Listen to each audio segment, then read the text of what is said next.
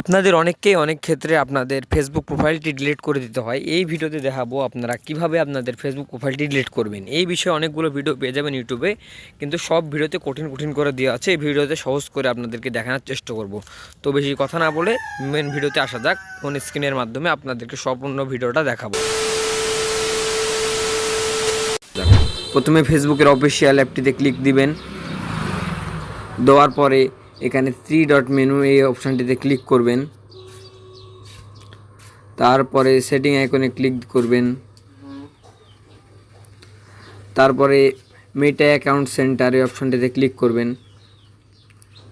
তারপরে personal details এই অপশানটিতে click করবেন।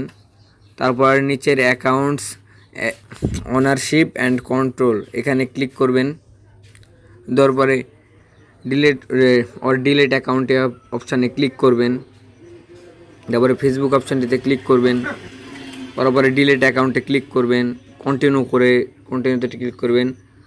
আপনারা যদি আপনাদের ফেসবুক অ্যাকাউন্টটি ডিলিট করেন তাহলে আপনাদের এই অ্যাকাউন্টে যতটুকু পেজ আছে সব পেজই কিন্তু ডিলিট হয়ে যাবে। এটা কিন্তু আপনারা খেয়াল রাখতে হবে। আর যদি তাও ডিলিট করেন তাহলে কন্টিনিউ অপশানে প্লেস করুন। করার পরে সবার উপরের অপশানটি টিক দিন। দেওয়ার পরে আবারও কন্টিনিউ অপশানে ক্লিক করুন। করার পরে আবারও কন্টিনিউ অপশানে ক্লিক করুন। করার পরে স্ক্রল ডাউন করে নিচে চলে আসে আবারও কন্টিনিউ অপশানে ক্লিক করুন।